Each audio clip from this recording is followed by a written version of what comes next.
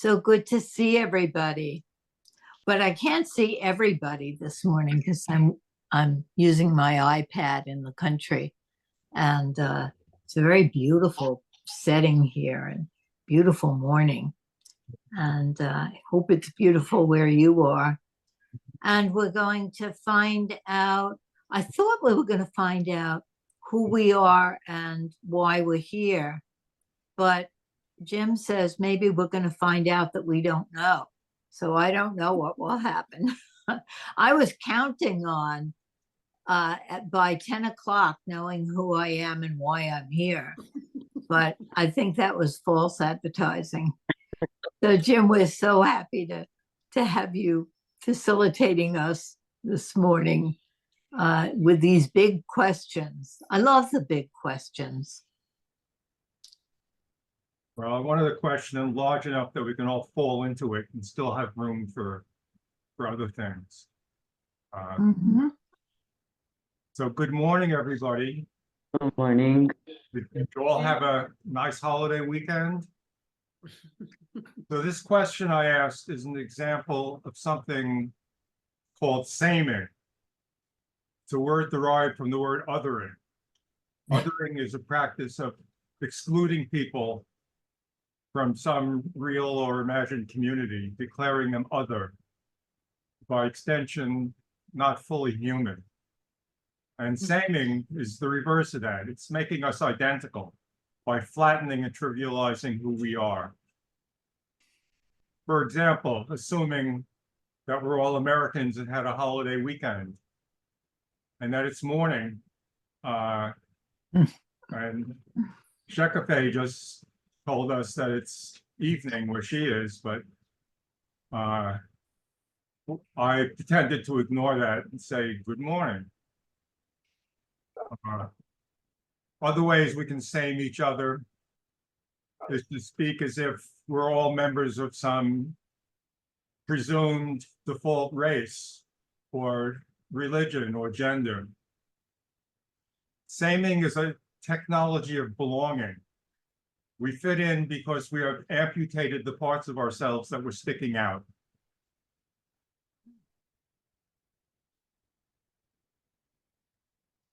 But wait a minute, there are these categories, right? There are holidays and countries and races and genders, and so why can't we use them? I mean, our language is based on creating and maintaining categories to some degree.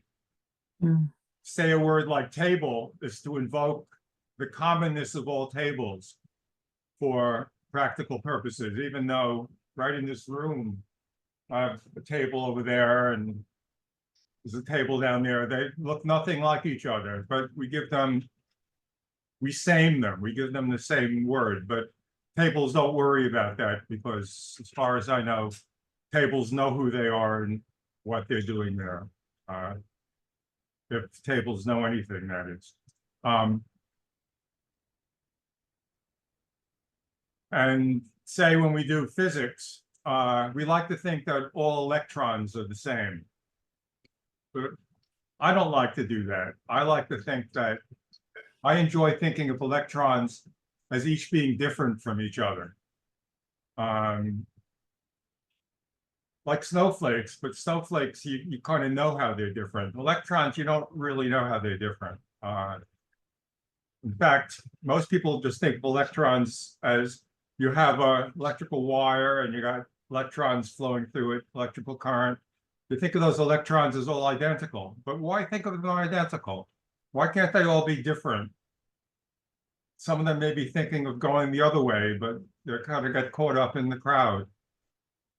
Well, you can think of electrons being different if you want to. No one's going to stop you. It's fun. I mean, we treat coins with the same denomination as the same, but they're all different. They have different dates. Some are heads, some are tails. So why not with electrons? Well, usually electrons are dealt with by physics, and physics wants wants them to be all the same, and because they're physics people, we kind of fall in line.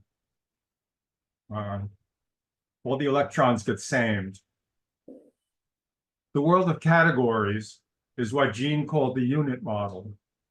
It's a way of understanding the world by dividing it up into sets of identical units and ignoring if they're not really identical, as if there is such a thing as really identical. And by Gene, of course, I'm referring to Eugene Gendlin, and I'm assuming you all know this. In other words, I'm saming you. We're all people who know the same stuff, and saming, I'm saming us as a group in a way. And often we like to be samed. It's comfort to be here among a uniformish us. You know, there might be a them out there who have a different view of the world, and we're in here with those who can be considered identical if we're squinting our eyes and not looking clearly.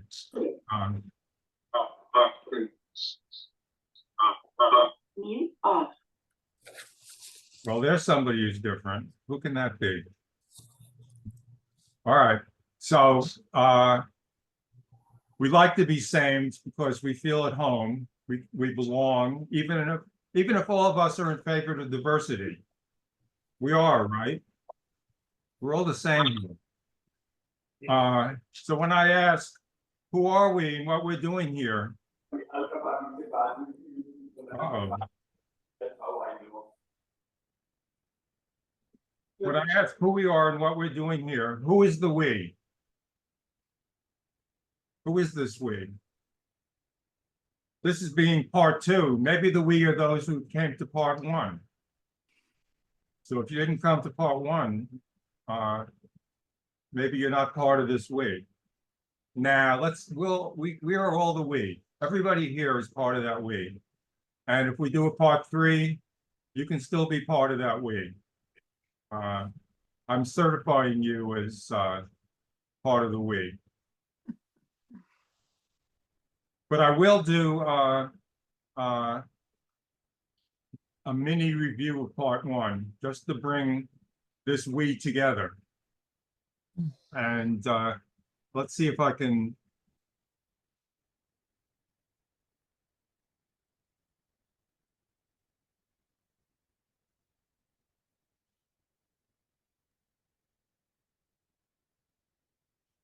Okay, so I put the link to part one in the chat. Don't watch it now, though, even though it's going to be better than part two. So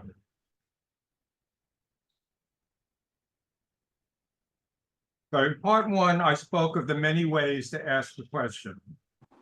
The question being, who are we and what are we doing here? And one of the ways I said we can ask it is as a mystic or as a philosopher or as an existentialist, a phenomenologist.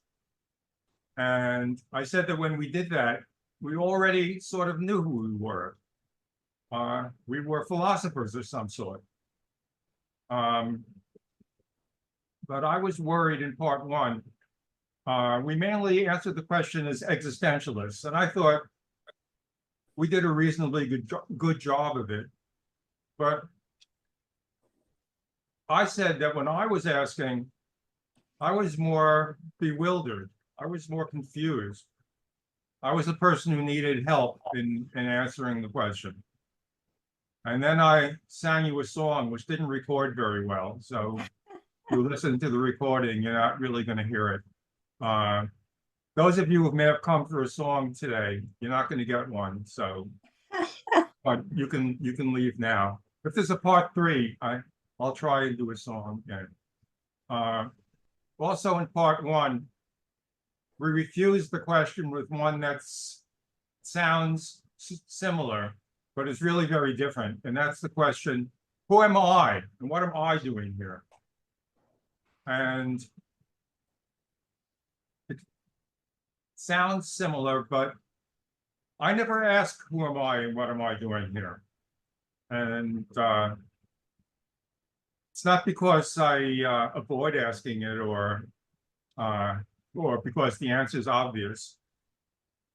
But in practice, it just doesn't concern me when I'm alone who I am and what I'm doing there. It's more of something that occurs to me in a group. It's a we question. Who are we in situations? There are other people with me. We are interaction. And it's in that interaction that I'm asking. Maybe that's what I'm really asking, or what I'm asserting and making a difference between the two questions is that maybe I'm comfortable with who I am when I'm alone and uncomfortable in a crowd. There might be something to that, but I'm not asking the question seeking comfort. I'm not asking the question to fix something. Anyway, today I don't want to play philosopher and I don't want to play solipsist. I want to ask in a very different way. I want to ask it as a question that's wrong to answer. The way that the Tao that can be spoken of is not the real Tao. I want answering this question to be more than wrong. I want it to be beside the point. I want us to feel the question. Not alone, but with the rest of us. I want us all to get into feeling this question. And the answer, the one that we both seek and refuse at the same time, is going to be found inside of us, or not found inside of us. But that's where we're going to look. We're looking for an inner order, because asking is a rejection of the concept that all order comes from the outside. I'm not asking us to explain where we all fit into the established order. It's not a question for which we present our resumes. I'm not, it's a question of, that I'm asking, not as a rebel or as an anarchist, but as a misfit. I'm trying to steer us toward our inner misfits. And we all have one. We all have an inner misfit. I want to show you a cartoon that might help. If I can share the screen, we'll find out shortly. Here. The cartoon done by a cartoonist known as Corin, who, when I looked up the cartoon, found out that he's not alive anymore.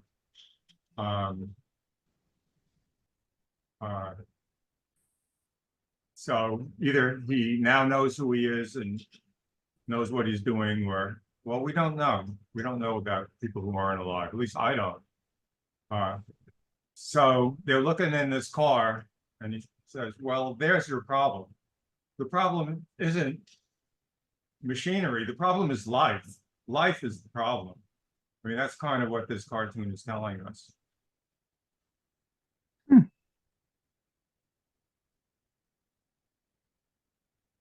So let me unshare.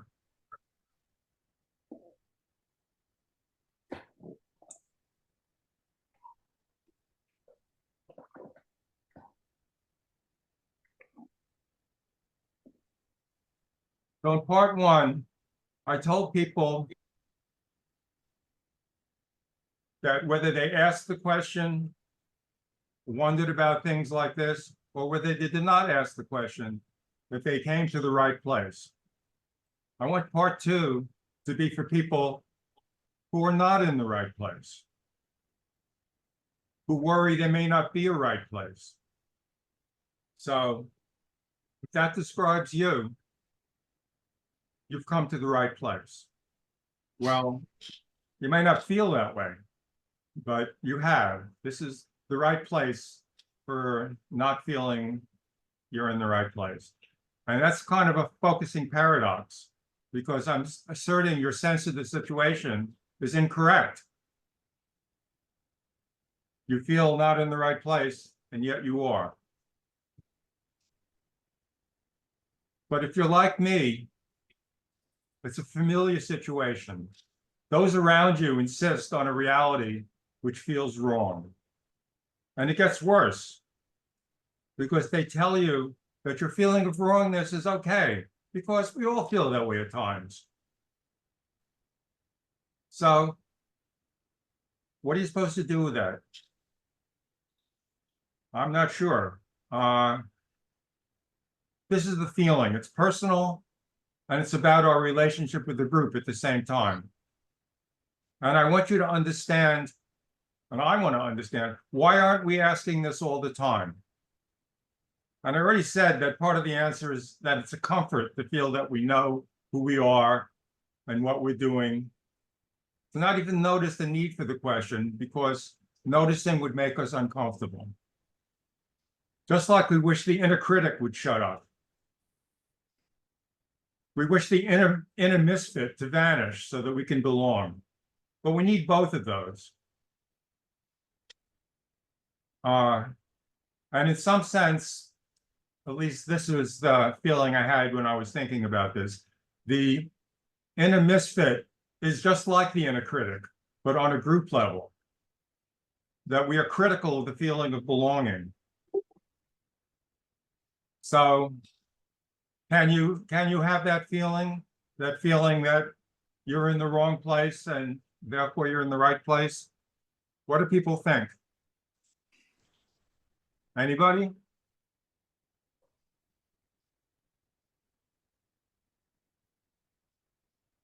Can you repeat that? Oh, sorry. If you're bewildered by my question, if it doesn't make sense to you and need it repeated, you're in the right place.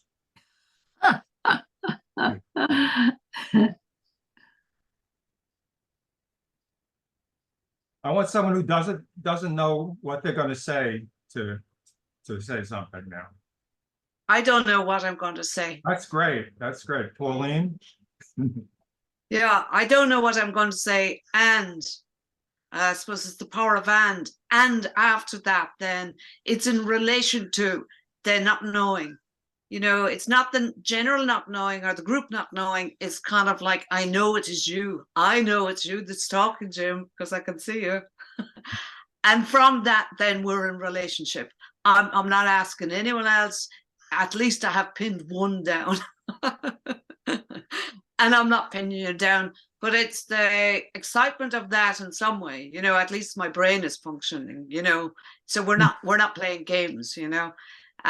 So in that way, there's some hope of me, and I feel the excitement is felt sense because maybe it's creativity or playfulness or something like that. I didn't know I was going to say that, but they kind of like the inner, what did you call it? The inner Misfit. The inner misfit and the critic in that. So in that way, you know, it's playful, and but still after a while is I know I'm talking to you, Jim. I can see you. I can see you. So you must be on speaker view then. I must be on speaker view. I don't know what that is. How do you mean? On Zoom. I don't know. Never mind. Yeah, I am. Yeah, great. Thank you. Anybody else? Anybody else? Is there anybody who doesn't want to speak because they know it's the wrong thing? I want your inner misfit to speak up at this point. Try to let it out. I know it's in there. You know it's in there. See what you can do to disrupt this meeting. I don't think I have anything disruptive to say, Jim, but I've at times felt I was in the wrong place in this group, but I didn't feel that the group was the right place. Then you're in the right place.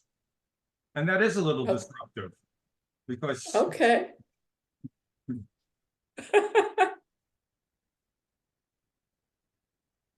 Jim, I once had a teacher whose favorite saying was, doing it wrong was doing it right. And I sort of think that's something along the lines close to what you're saying, that if we're not doing it right, there's something right about not doing it right, because But then again, that doesn't feel good either. So there's no right. There is no right in a sense. I don't know if I'm getting it right or not. But hopefully I'm getting I it think you wrong. got that Hopefully I'm exactly getting right. it wrong.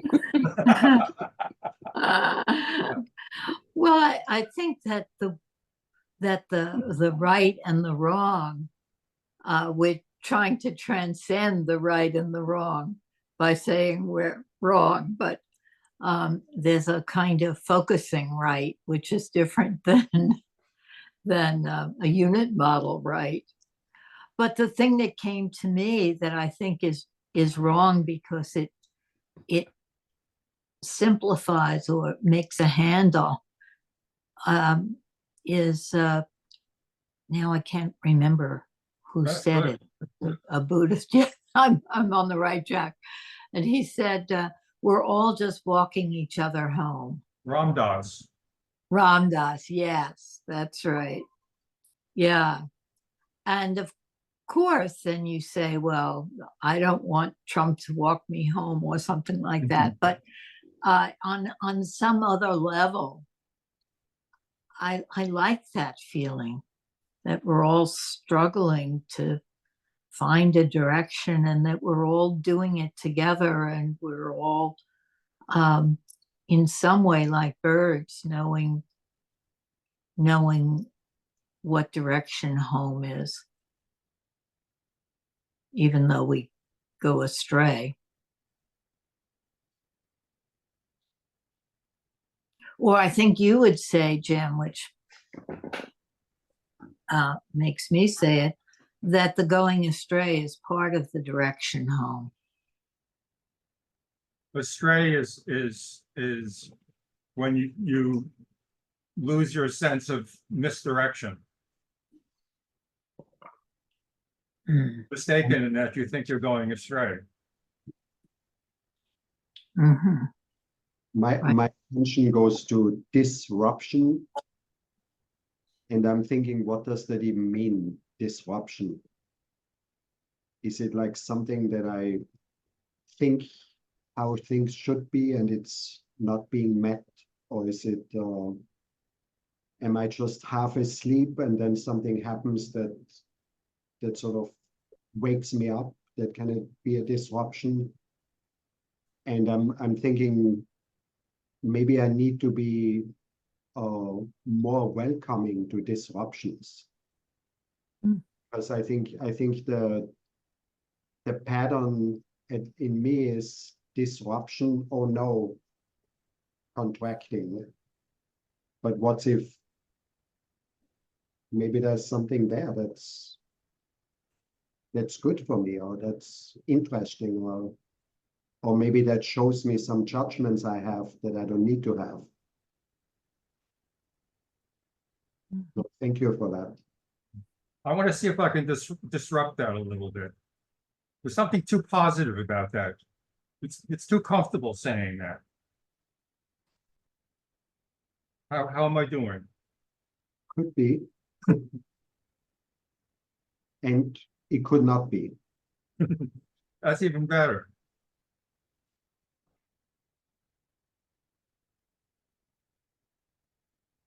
Who'd like to disrupt next? If you raise your hand, we won't call on you. You have to disrupt. I'd like to say something. Can you hear me? Yeah. Yes. Okay, good. What we're talking about, it seems to me, is experience to which the ego mind needs to put a category to gain control, perhaps. But it's all just experience, isn't it? But when you say it's experience, you're contrasting it with something else.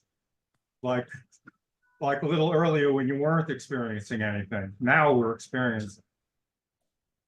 You know, a little while ago, I was experiencing something different than I'm experiencing now, but it's all experience, isn't it?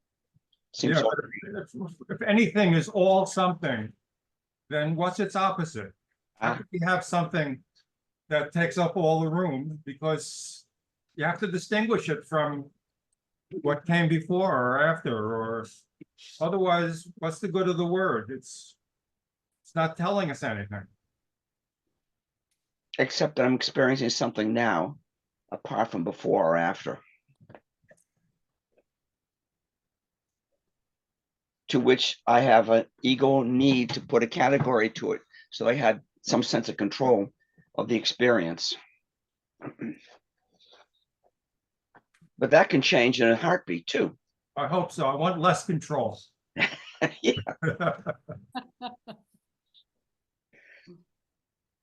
I was thinking before that the question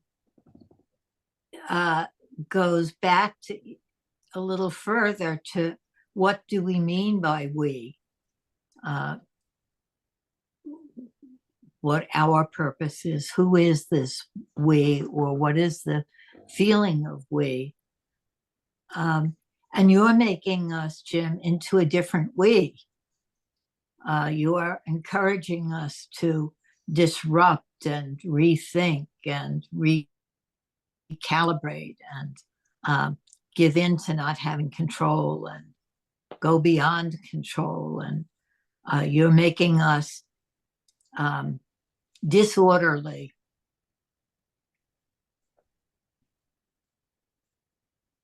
Hi, Lynn.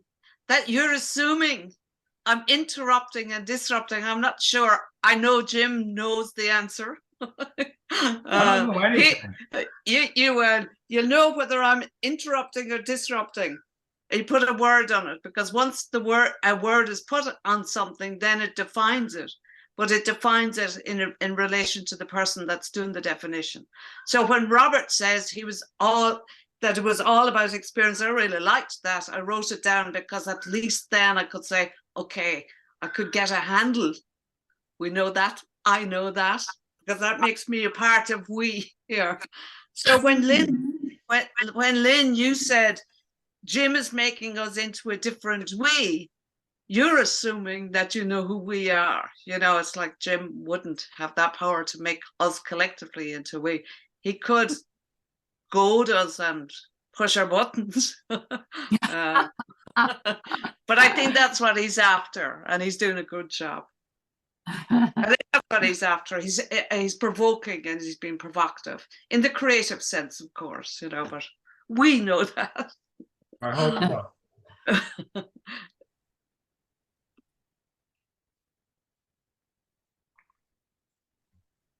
So maybe something technical can go wrong now. Maybe we can lose our internet connection or something.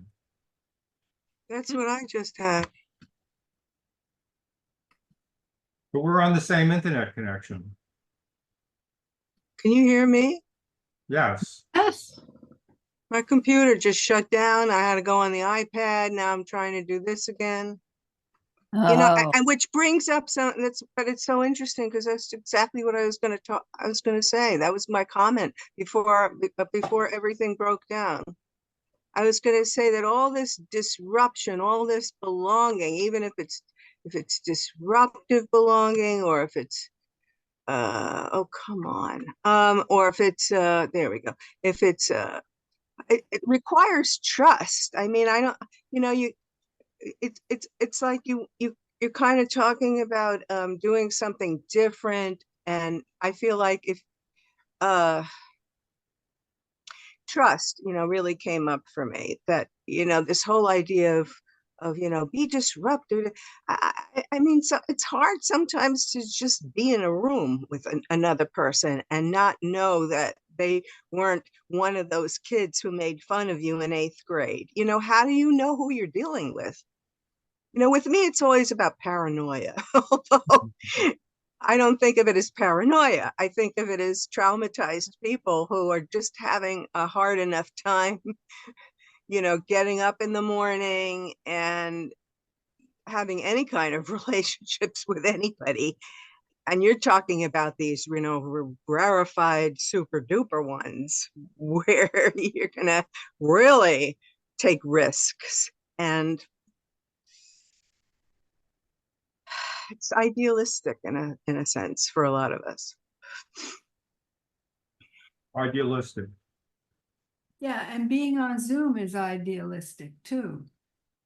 because we don't have to deal with the fact that somebody might smell bad.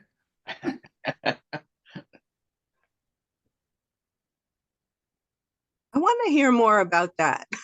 Smelling bad? So what if somebody smells bad? I'm not really getting the implication there. I'm just saying that to me, Zoom is a is a really safe place because we can walk away anytime. We can decide to say something disruptive. Nothing's going to happen to us, you know. Doesn't always feel that way to me. I've had plenty of things happen in these Yeah, but you live with these Jim. confrontations with people that were I didn't even know the difference, and sometimes they were 3,000 miles away, and it just felt like I was Right there. in 7th grade sitting next to a mean girl. I mean, Yeah. some of us don't feel the remote as much as others do. Oh, okay. That's good to know. Yeah. Hmm. And what if just being alive is like a Zoom call? When you're born, you made your connection, and we're all on the system now, and it's perfectly safe because later we're going to get off of it. I guess being alive means that we are interrupting something. Hmm. And I keep thinking about interruption, disruption. I mean, it's all the mind. I mean, I can listen to my fan and say it's a disruption. But that's just the name I give the experience, or the name of whatever meaning I give whatever I'm focusing on. Hmm. I love your saying that.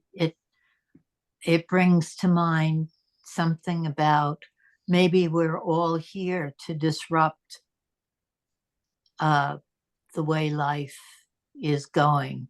I mean, I think of it that we're all here to carry it forward, but maybe carrying it forward is disrupting it, you're saying. And I think we're here to enrich each other. Mm-hmm. I mean, We enrich each other by disrupting each other in some kind of way. That's what I got from you. I mean, every time somebody speaks, it's a disruption and also an enrichment. Mm-hmm. Mm-hmm. I was thinking about Maslow's hierarchy of needs, which has become very popular again. And the idea is that you're not probably, this is wrong, but the idea is that you're probably not going to spend a lot of time making art if you don't have enough to eat. But that's wrong. We know it's also wrong, but that's the theory. So, or even Erickson is that in other words, if you don't have basic trust or the basics of emotional security inside of yourself, it's kind of hard to disrupt. I mean, you're not up to that yet, and you can disrupt, but then it's a sort of oppositional thing to get you through the moment rather than a growth thing of going beyond the cliche life.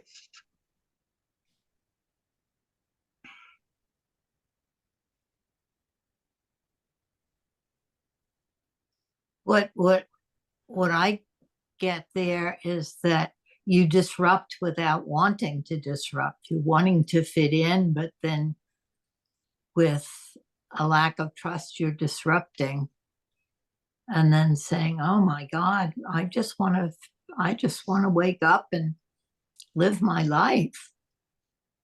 I don't want to disrupt." Or you can also do it on purpose, even though that's usually unconscious. You can do it, you can disrupt on purpose because you've tried being normal and it didn't work out for you. You couldn't really do it, and so you try this other thing to try to connect. And that Mm. doesn't work either. I'm wondering if there's different kinds of disruptions, ones that throw us off and make it hard for us to function, and disruptions that help us to grow. And we can sense which kind of disruption something is. Is this a disruption that in some way shakes me up so that I'm now going to something new? I'm not stuck in the same way of being in the world. Or is this a disruption shutting me down? I don't know, I just think that's I think Jim is giving us some kind of disruptions that are challenging us to not stay so stuck in ways that we've been so we're stuck in. But those kind of disruptions seem really good. They sound like Zen koan or something. Yeah. Well, I think But Liz, when you talk about disruption, that almost seems like it's one that kind of fills one with fear, or I'm not going to be accepted, I'm not going to be loved. People are going to hate me or something because I'm different. And that's a kind of not a disruption that really helps very much, I think. yeah, There's that song. When you talk about disruption, don't you know that you can count me out? It's the Beatles song. Well, I thought it was revolution, but Yes, that's what it is. It's revolution. yeah. That's right. but Say it again, again, Jim, the line of the I'm not going to song. sing it though, because we agreed there's no songs. When you talk about disruption, don't you know that you can count me out? You say you want a revolution, but we all want to change the world. Mm. Mm-hmm. well, I think after what Charles just said, I'm thinking again in the beginning when you talked about the we and us and how this all plays out in how we relate to each other. And I think also who we are willing to relate to and feel connected to, and where we close ourselves off and others or ourselves. And yeah, I think our comfort level with others is totally created in our mind. Sometimes we swipe left and sometimes we swipe right.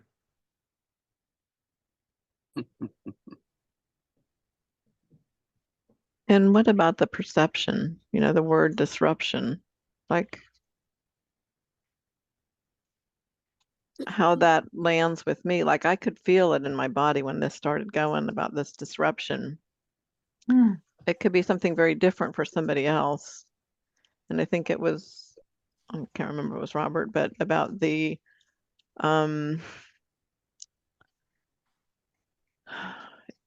I think several people talked about this. Like, is this something that's, well, this was what it was, the enriching. Like, if I want to hear what somebody has to say, I don't consider that a disruption. I'm like engaged. I'm ready to, so isn't it how we perceive it more than the word itself?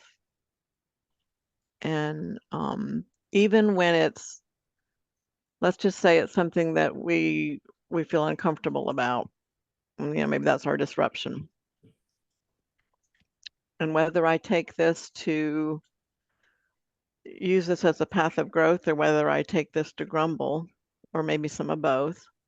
Grumble's just how this came, but isn't that how I choose to perceive this thing that caused me to feel uncomfortable? Can I choose to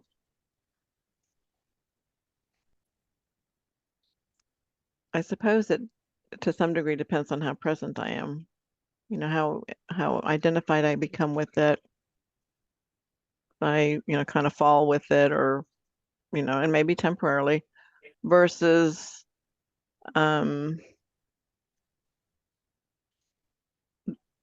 and I don't know if everybody adopts this, but the saying of things happen for a reason. And, we don't often know what it is when it's happening, but sometimes later and sometimes not. We've grown from that. We're a better person. We're more supportive to other people. So I just kind of bringing in the thought of perceiving and how it's different for each person when we use a word. Yeah, yeah. When you have everything happening for a reason, the only way to disrupt that is to have something happen for no reason. Well, Jim, you imply that everything has an opposite. I mean, I'm not saying necessarily, but like that sort of does. And earlier when I think Bob was talking about something you like it is everything is an experience, like it's all an experience or something like that. And you said, then what's the opposite of that? So are you saying that everything has an opposite? Only those things which have opposites have opposites. Okay, I'm with you then. Thanks. Clear that up. Well, maybe there's something which has no opposite, which has an opposite, but I wouldn't know what it was, but maybe somebody here does. I was thinking that we're sort of saying there's a good kind of disruption and a bad kind of disruption. But I think that the good kind of disruption is often felt as a bad kind of disruption and bursts out of a place of paranoia or not belonging or whatever it is. But that as you say, then later we can say, oh, I grew from that. But there's something about taking risks. And it could be a very big risk for me and a small risk for somebody else or something. But the taking risks that has embarrassment and humiliation in it and awkwardness and a lot of stuff that we don't like, those risks lead to building little pieces of trust in ourselves, in the others, in life or something like that.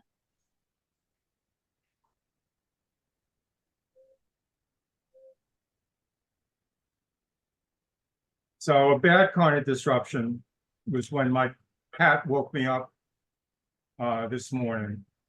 But from the cat standpoint, cat was hungry, and it was great disruption because then I fed the cat.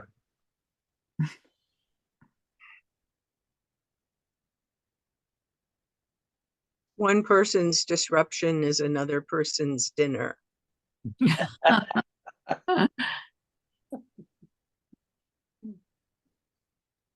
Hi, Jim. Can you hear me again? Yes. I suppose I am taking the risk to go further into your identity as misfit. I kind of have a sense that you're not playing with that, that you identify with that. And as you do that, then there's a discordance in that you aligned yourself, whether it's with me or others, and that makes you then othering yourself, So when I say I am coming after you because you're the only one, then I can, when we're in relationship, and the same with the felt sense, there has to be a self-presence that can say something in me feels, So that then is disidentifying from the feeling, and then I can bring some comfort to it. So something in me feels like a misfit, but I can't remember, it was Marianne that said earlier on, depends how identified I am with that, and a lot of things. I am identified as a human being at the moment, but also, there's enough stuff out there to say, actually, we flick on and off, you know, just I'm thinking about Mike and Singer and identity as kind of, you know, old hat and so, you know, we're as dead now as we'll ever be, you know. So again, it's coming back to once I'm in relationship, then it's easier to bring warmth, and otherwise it's mind games, you know. I think I got to risk this. I think it was what was it? Gestalt. He called it a mind fuck, and we can do that. Who is Gestalt? Fitzgerald's, you know. So we can play games with each other's, and then after a while it gets exhausting, even with ourselves, you know, if we're over-identified with that. So I withdraw gracefully. I was worried for a moment because thought you might have been accusing me of not knowing who I was and what I'm doing here. But then I was glad, because that's what you're supposed to be doing. Well, I'm not supposed to be doing anything, but I am being provoked, you know, and I don't like being provoked. I don't, because after a while, but in the spirit of this, you know, but after a while, it just needs to stop, even with ourselves, you know, it's just stop and then come into, you know, so it's not black or white, you know, it's more complex than that. So I am sort of really bringing to you have identified as a misfit. So I find that then, well, that's a very powerful position, you know, so for someone that wants to harmonize or wants to. So anyway, kind of, you asked for it, Jim, so you got it. Yeah. That's why I asked for it. Yeah. Well, I don't know what you're asking for. Well, I don't Yeah, get you it. got it. Anyway, I'm going to withdraw, because it is, you know, just really feeling self-conscious because there's other people in the group, and you know, it's. Well, I want to speak for another person in the group. Shekafe says in the chat, how do disruptions relate to stuck processes?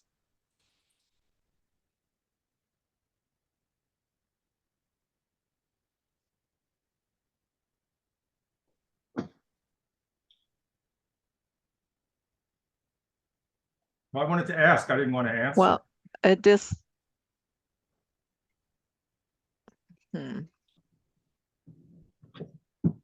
I would say disruptions are different than stuck process. Stuck process, you're going around in circles. There's no moving forward. Where disruptions is in motion. There's a dynamic to it. It's alive. So isn't that kind of saying that hysteria is better than catatonia?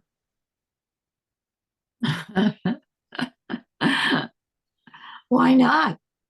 I don't know. I prefer catatonia because at least I get a good night's sleep.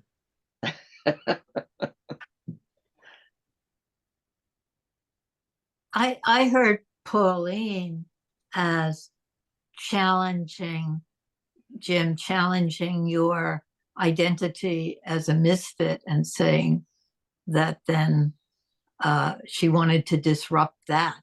Yes, she was. She did want to disrupt that. And that's why I'm glad Pauline is here, because she's the one to do that. She knows who she is and what she's doing.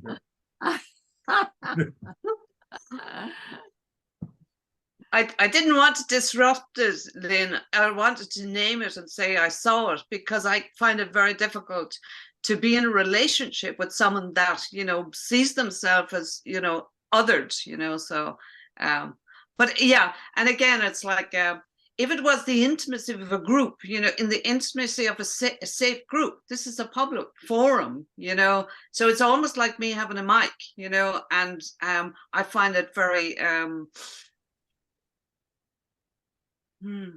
I know what I'm doing, in the sense that I'm making myself exposed. I'm creating something, you know, out of nothing.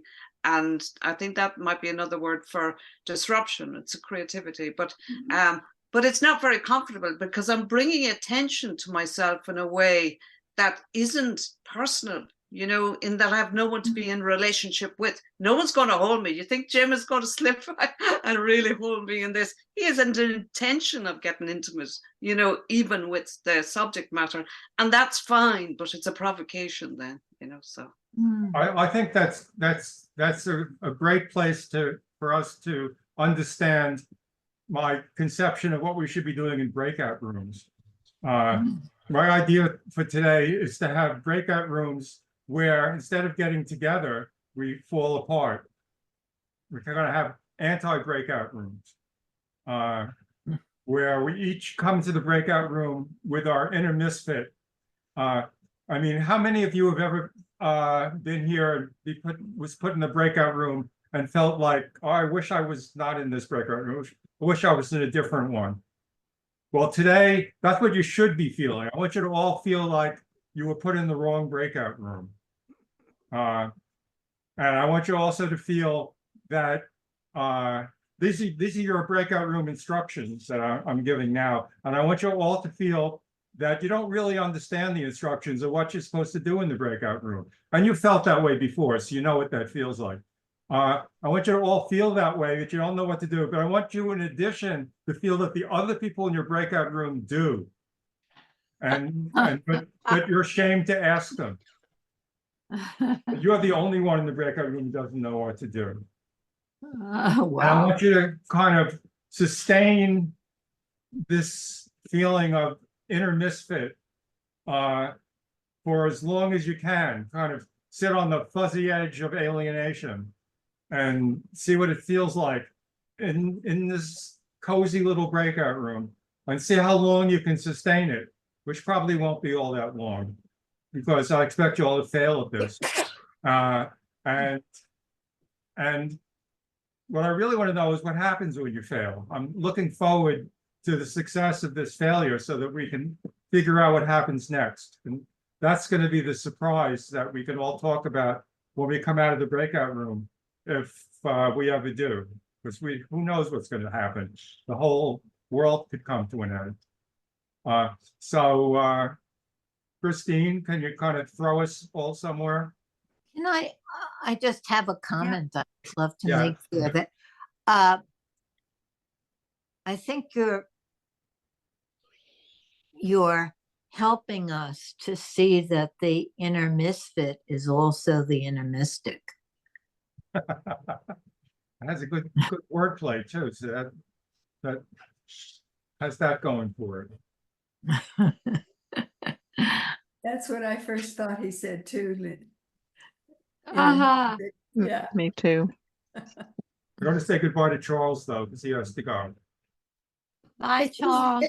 Bye, Charles. This is a lot of ordering and telling Thanks so us much. what That to was do. very nice.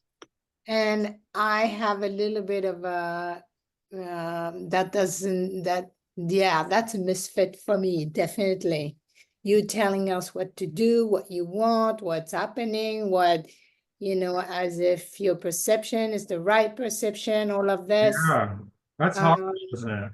Yeah, what's that? You know, I mean, yes, I am in United States and we are less rebel or less maybe revolutionary, but telling me what to do, it doesn't work well for me. All right. There's So a that's good great. I want you to disruption. bring that feeling into the breakout room with you. And But you know, in my breakout room, I've always felt great. I always feel like it's well, this is good. You can rebel by making your breakout room be wonderful. It's not always maybe what I thought I would need, but it's always what I need. So we'll see. Jim, do you want to be in a room? Oh, why not? I think Jim needs to be in a room for sure. We'll come back. Go to your room, Jim. We'll come back at. June, I'm sorry. say something? No. We'll come back at 9:30, right? Hi, June. Hello. You look very laid back, June. I am. You look like you fit right in. Hi, Soling. Hi, Pauline. Thank you. Oh, yeah. You are a great listener. Oh, good. Thank you. Well, I just enjoyed. I hope you bring it back in. It's very valuable. Su Ling made the distinction between, well, maybe it's private, is it? No, you can go. The distinction between bringing in ideas than bringing it, so it wasn't being a disruptive person, but that the ideas were disruptive. So that was really good. And to a hear. good distinction, yeah. Very good. Yeah, really just exciting. Can you say it again for those of us who tuned in a little later? Will you say it, Su Ling? I think you can say it, Pauline. I think I'm going to say. I'm I'll going to say say. it. I'm Okay. going to say by using the Chinese language. Oh, Good. say it in Chinese. Yeah. Wow. Good for you. Oh, good for you. So I'm going to rewind it back to the very beginning of our discussion. So what is going on within me? Yes. I told Pauline that there are a lot of boilings within me as I'm in the discussion at the earlier stage, at the earlier of our discussions. But it's just that there is something that I need to clarify, a lot of ideas that throwing in, there's part of me that needs some clarifications of all these things that coming in, jumping in. And that stopped me actually to being disruptive. Yeah. And yes. I'm supposed to say it in Chinese. Yeah, say it in Chinese now. Anyone translate?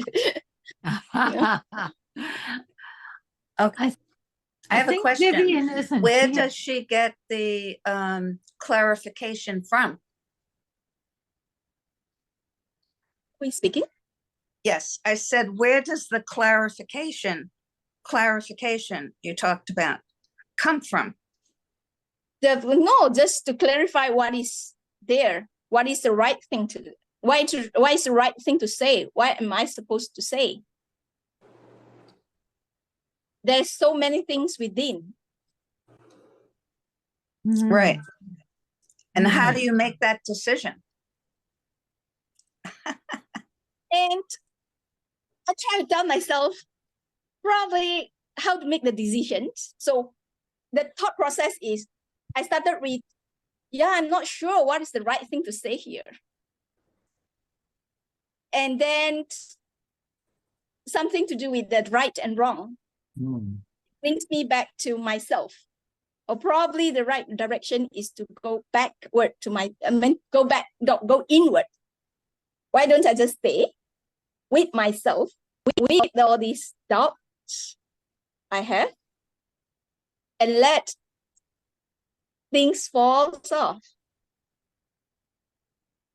And that keep me in place, I would say.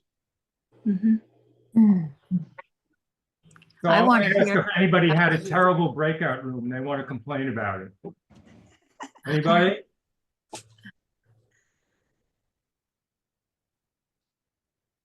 Actually, Jim, I had maybe the best breakout room I've ever had, so it was quite delightful. That's disruptive. Go ahead. Well, that's it, really. That's even better because it's disruptive and that's it. There you go.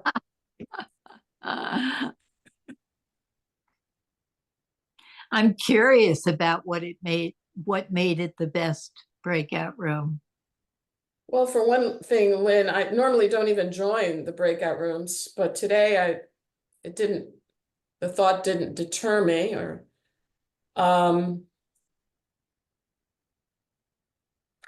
my companions were thoughtful, grounded, open, able to listen and give feedback. Mm.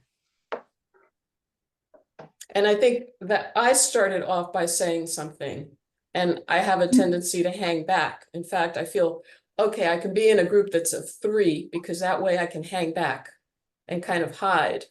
And today I'm clearly in a different place because I spoke first and I gave an opinion. So there you go. Well, what I love about this is that a good experience can be a disruption also.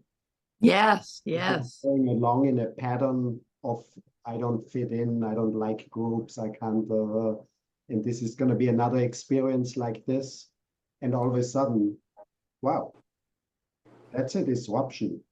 Mm. And I think always to take the chance to be present enough that that can happen. That's what Yes. I'm taking from here. Yes. It's like all the patterns I have in my head of how things are bad and never gonna be better. And all of a sudden, to really notice, oh, actually, something could happen that Be open. interrupts my pattern. Mm. There's something about being open to surprise or even seeking surprise.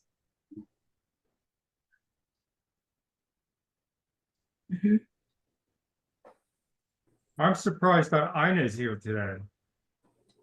Yeah, I work out on Mondays, so I can never come, but when I see Jim's name, gotta at least show my face. I listen to the recording. And nice to see everybody.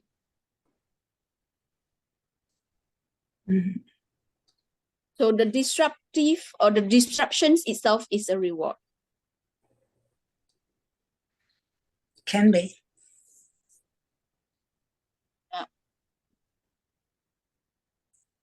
Well, Being disruptive itself is the reward.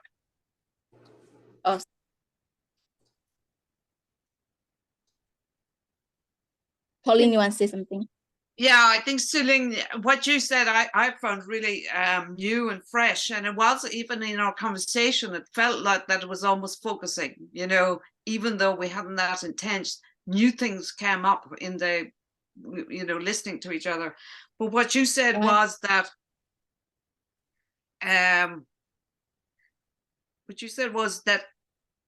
bringing in ideas, because you're so identified with the Chinese culture of representing your family, but that bringing in ideas can be disruptive.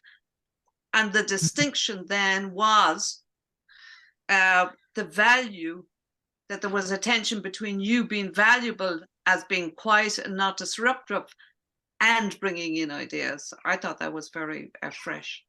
Yeah, it was new to that. Yeah. I'd love to hear from Nikhil.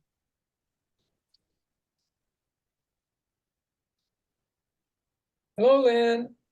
Hi. How was your breakout room? Disruptive. No, it was great. We were 3 misfits together, and one of the misfits, or maybe both, put me in my right place, which felt wrong, which was great. But, you know, the whole conversation that Jim brought is strange, but pretty wonderful, because we always, maybe not we always, but there's a search for harmony, beauty, and stuff like that, while everything maybe sometimes around us is totally havoc. And we search order when everything is chaos. And it was like a little window that Jim was bringing in. It's like, what about reality? What about what's really happening within us? And for me, this, if I had one word, would be that whatever it is that we're stuck, we're disruptive, we're silent, we're ignore anything, whatever we're doing, we're moving. it's movement. Mm. You know, Mhm. it has been said that life is movement, movement is a process. So without movement, life is unthinkable. Mm. So we probably don't know what Jim really did right now and how he's experiencing right now, and what would be the side effects after we close the meeting today. But either it did something to us or we opened up to something that introduces change. Mm. Yes. And this is, I think this is the purpose of this group, Mm. to have certain understanding that we don't necessarily fully understand, and we're up to moving forward to, and moving forward is not always comfortable, Mm. because it introduces modification and changes. And so how do we feel expanding our awareness? It's, everybody is different with that. So thank you, Lynn, for asking, and thank you for everyone for participating. It's absolutely wonderful. Thank you, Jim.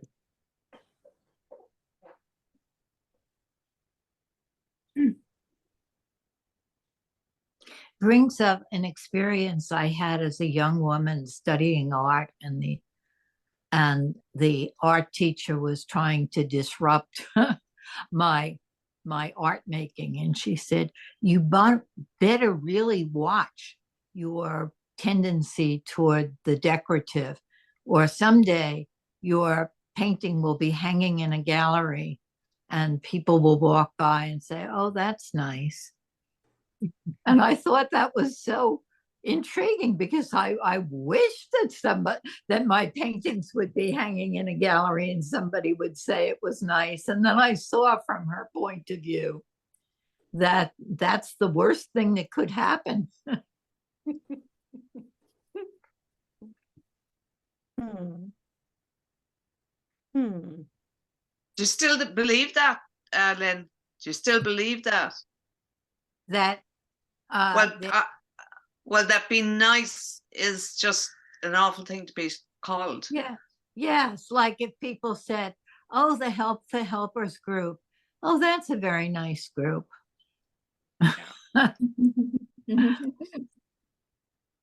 Yeah. Yeah.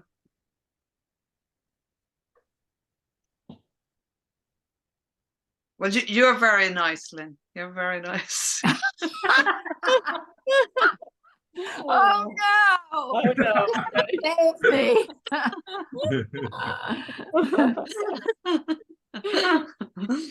Nice lady. Yeah. That could be considered very disruptive.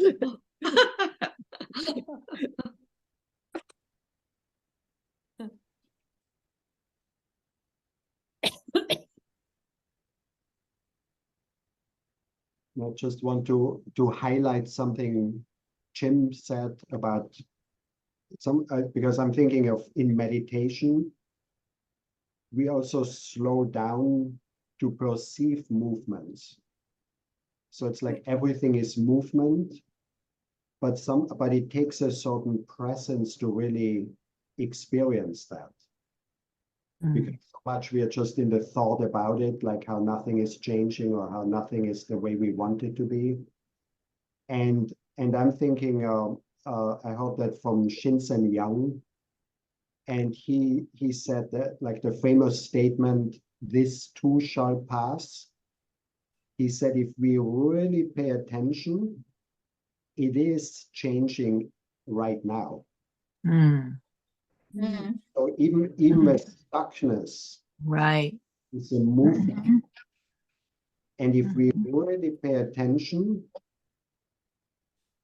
we can actually see that it is moving. It might not be moving as fast as we want it to, but it is moving.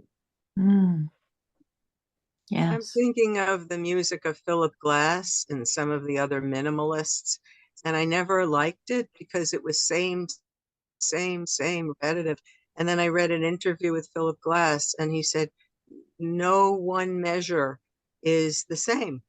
Actually, he's making minute changes every single time that the thing is repeated. And he's a practicing Buddhist too. So that's what he's doing. Sounds like what you were saying, Robert, that what you were quoting. That it always feels the same in a way, but it's also always different and new. Well, also like work with chronic pain, it sometimes helps to really pay attention and then notice that it's actually not consistent. What people call as chronic pain. And that it's a lot of a story in the mind that it's again, never, always. But then really paying attention, it has a lot of space. Yeah. And that brings me a question. That brings, a question to me. The kind of meditative mind.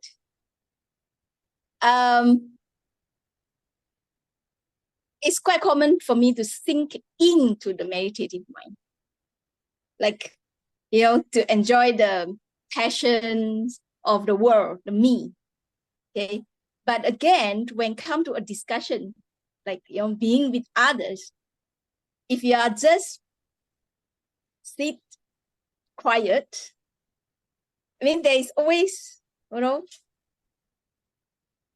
it's quite a conflict to jump in or to stay with yourself. Yes. Being with yourself is so enjoyable, looking at the flows, the passions that you have within yourself. But the urge to relate is also there. Where you can see that. Yes. So Lynn, you can understand what I'm saying. Yes, absolutely.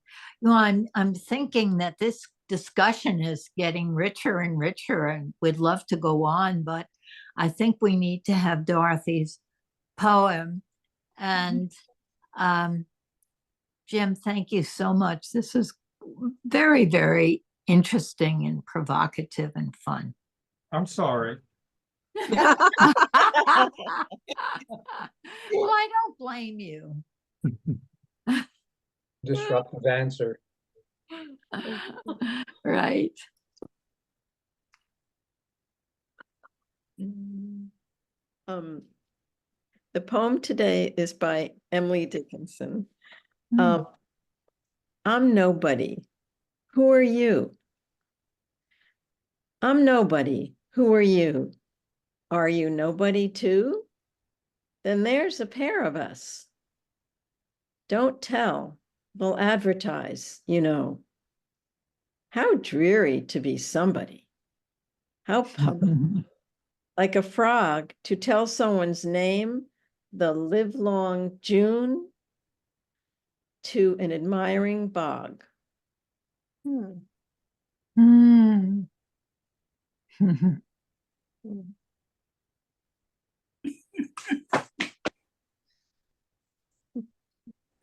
Bye-bye, everybody.